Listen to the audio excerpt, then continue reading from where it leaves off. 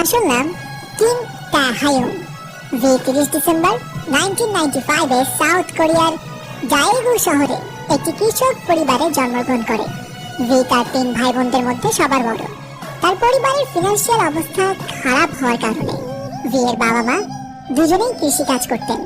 That's why V এর সঙ্গে তাদের খুব বেশি সময় কাটানোর সুযোগ হতো না, এবং ভি কিন্তু এই কারণে ছোটবেলা থেকেই তার দাদির কাছেই বড় হয়েছিল। ভি এক ইন্টারভিউতে জানিয়েছিল তার দাদি তাকে 14 বছর ধরে লালন পালন করেছে, এবং তার দাদি তার অনেক কাছের একজন মানুষ ছিলেন।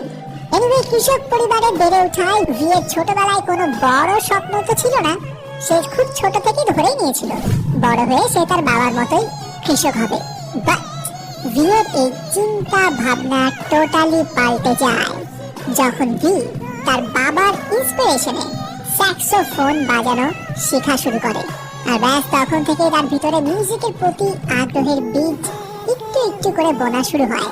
কিন্তু এখানে একটা কথা আছে, ভি তার বাবার ইন্সপিরেশনে মিউজিকে হাতে খড়ি পেলেও তার বাবা মায়ের কড়া ইনস্ট্রাকশন ছিল মিউজিক নিয়ে ক্যারিয়ার পার্সু করা যাবে না।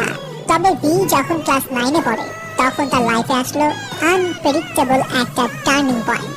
ভি যখন 9th গ্রেডে তখন সে তার বন্ধুকে সঙ্গ দেওয়ার জন্য biggest talent agency Big Hit এন্টারটেইনমেন্টের অডিশনে গিয়েছিল। ভি এর কিন্তু সেখানে অংশগ্রহণ করার কোনো পরিকল্পনাই ছিল না, সে জাস্ট তার ফ্রেন্ডের জন্য গিয়েছিল। কিন্তু হঠাৎ করে বিগ হিট এন্টারটেইনমেন্টের একজন সদস্য ভি কে ওই শোতে পার্টিসিপেট করতে বলে। ভি অংশগ্রহণ করে। সারপ্রাইজিং বিষয় হচ্ছে, যেই মানুষটার পার্টিসিপেট করার কোনো প্ল্যানই ছিল না সেই মানুষটাই একমাত্র পুরো শহর জুড়ে সিলেক্ট হলো। ব্যাস এরপর আর কি, ভি তার বাসায় তার বাবা মাকে সামহাউ বুঝিয়ে শুনিয়ে ট্রেনিং ক্যাম্পে যাওয়ার জন্য পারমিশন দিল। কিন্তু আমরা তো জানি কে-পপ ইন্ডাস্ট্রিতে নিজেকে প্রুভ করতে হলে ট্রেনিং পিরিয়ডটা কতটা কঠিন হয়। অ্যান্ড অন্যান্যদের মতো ভিকেও খুব সকালে উঠে দিনে 12 থেকে 15 ঘন্টা প্র্যাকটিস করতে হতো। খাওয়া দাওয়ার স্ট্রিক্ট ডায়েট ফলো করতে হতো।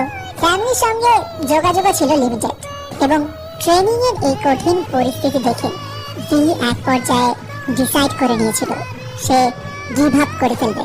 ভি এক ইন্টারভিউতে জানিয়েছিল সে তার বাবাকে এক রাতে কল করে কান্নাকাটি করেছিল এবং জানিয়েছিল সে ফিরে আসতে চায়।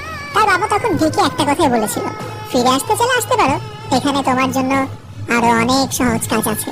ভি জানায় তার বাবার ওই কথাটাতে সে কিছুটা ইম্বারেস ফিল করেছিল।